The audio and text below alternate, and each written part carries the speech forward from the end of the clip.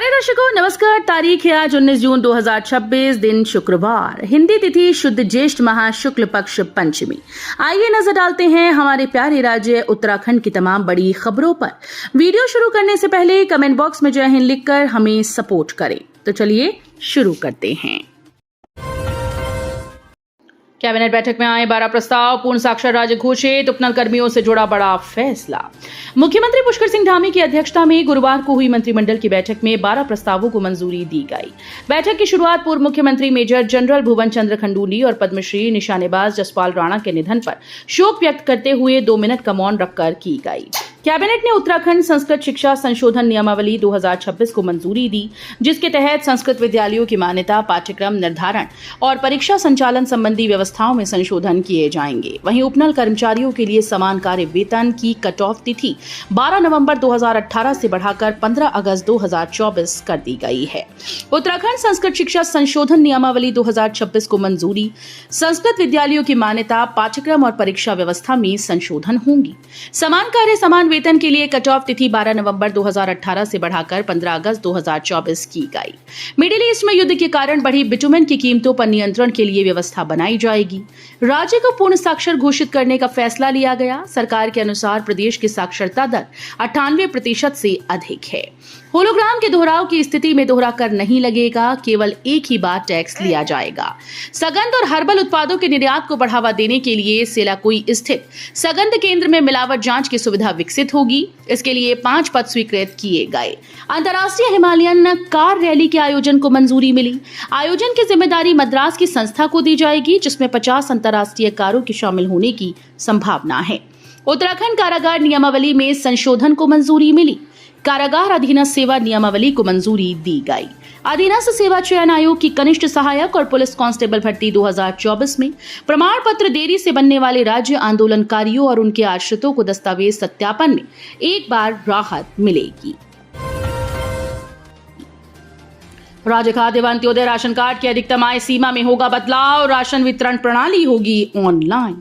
प्रदेश में एपीएल और Antyodaya ration card की अधिकतम आय सीमा जल्द संशोधित की जाएगी। खाद्य और नागरिक आपूर्ति मंत्री रेखा आर्या ने अधिकारियों को इसके निर्देश दिए। उन्होंने कहा कि राशन विक्रेताओं का 39 करोड़ रुपए का बकाया लाभांश 1 सप्ताह में जारी किया जाएगा।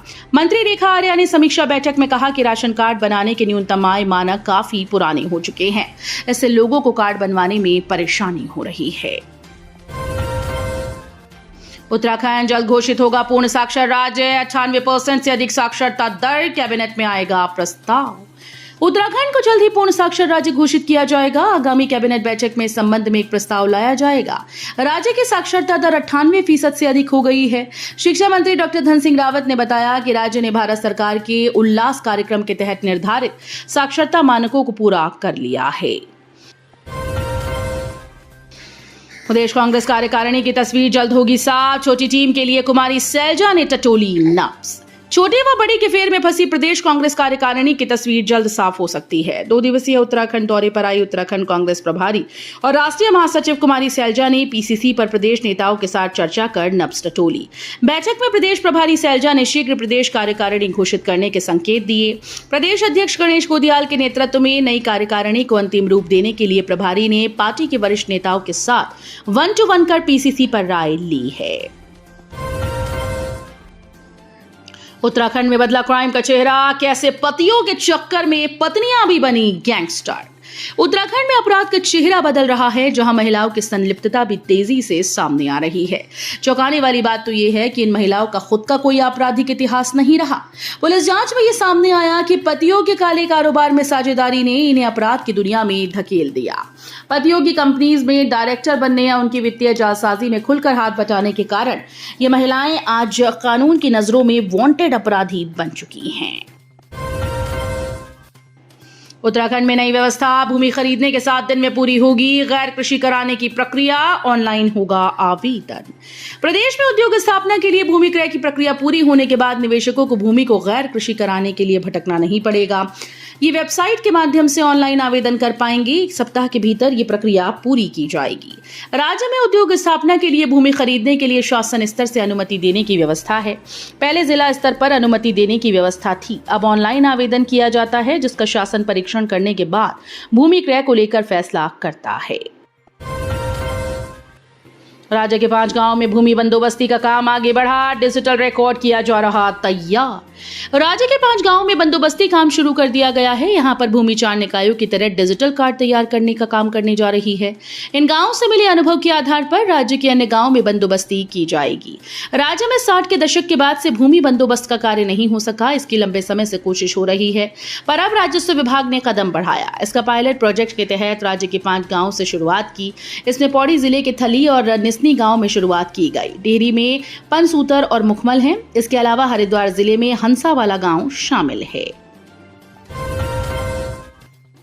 सीएम धामी बोले, हमारी तैयारी पूरी, किसी भी तरह की गड़बड़ी की कोई गुंजाइश नहीं। नीट रीटेस्ट पर सीएम पुष्कर सिंह धामी ने कहा कि हमारी कोशिश होगी कि सभी उम्मीदवार अपने अपने सेंटर पर पूरे भरोसे के साथ परीक्षा दें। परीक्षा पारदर्शी तरीके से आयोजित की जाएगी। इसके लिए मैंने सभी संबंधित विभागों के साथ बैठक की। हम लगातार इस पर नजर रखे हुए हैं। कहीं भी किसी भी तरह की गड़बड़ी की कोई गुंजाइश नहीं है। बीएस अस्पताल को लेकर सिमली में हुई महापंचायत। विधायक बोले, 2 महीने में होगा शासनादेश। सिमली में संचालित महिला बेस अस्पताल को पूर्ण बेस अस्पताल के रूप में संचालित करने की मांग को लेकर महापंचायत का आयोजन किया गया। इसमें विधानसभा के 60 से अधिक ग्राम पंचायतों के महिला मंगल दल अध्यक्ष, युवक मंगल दल और जनप्रतिनिधि शामिल हुए। महापंचायत विधायक अनिल नौटियाल ने 15 अगस्त तक बेस अस्पताल का शासनादेश जारी होने की बात कही। लोगों ने चेतावनी दी कि यदि बेस अस्पताल का शासनादेश और संचालन 15 अगस्त तक नहीं होता है तो आंदोलन किया जाएगा। मोर्चरी के पास बिना चालक के दौड़ पड़ी एम्बुलेंस, 3 वाहनों को मारी टक्कर, घर की बाउंड्री वॉल टूटी। श्रीकोट स्थित बेस चिकित्सालय की पुरानी मोर्चरी के पास बृहस्पतिवार दोपहर एक बड़ा हादसा उस वक्त होने से बच गया जब एक एम्बुलेंस अचानक बिना चालक के आगे बढ़ गई। बेकाबू एम्बुलेंस ने रास्ते में खड़े 3 वाहनों और एक मकान की बाउंड्री को क्षतिग्रस्त कर दिया। घटना का वीडियो सोशल मीडिया पर तेजी से वायरल हो रहा है। पूर्व भाजपा एमएलए सुरेश राठौर को 3 दिन बाद मिली जमानत। अंकिता भंडारी मामले में वीडियो की थी वायरल।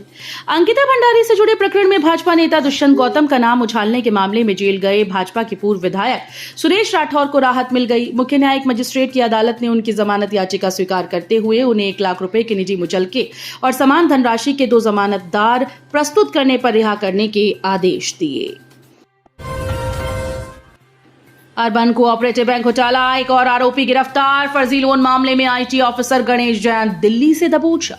अर्बन कोऑपरेटिव बैंक में करोड़ों रुपए के गबन और जालसाजी से जुड़े चर्चित मामले में पुलिस ने एक और आरोपी को गिरफ्तार किया। बैंक के तत्कालीन सॉफ्टवेयर इंजीनियर और वर्तमान में एक निजी बैंक में आईटी ऑफिसर के रूप में कार्यरत गणेश जैन को दिल्ली से गिरफ्तार किया। बैंक के वर्तमान शाखा प्रबंधक रिंकू गौतम ने 15 मई 2026 को शहर कोतवाली में तहरीर देकर बताया कि बैंक के फॉरेंसिक ऑडिट में वर्ष 2013 से 16 के बीच गंभीर वित्तीय अनियमितताएं उजागर हुई हैं। नाबालिग से छेड़छाड़ को लेकर विवाद। देहरादून के नगर कोतवाली क्षेत्र में एक 14 वर्षीय बच्ची से छेड़छाड़ के बाद भारी विवाद हो गया। किराए पर रहने वाली एक परिवार की नाबालिग बच्ची के साथ उसी के मकान मालिक ने जबरन शौचालय में ले जाने की कोशिश की, जिसके बाद हंगामा शुरू हो गया। वहीं हिंदू संगठन भी मौके पर पहुंच गए और आरोपी की जमकर पिटाई कर दी।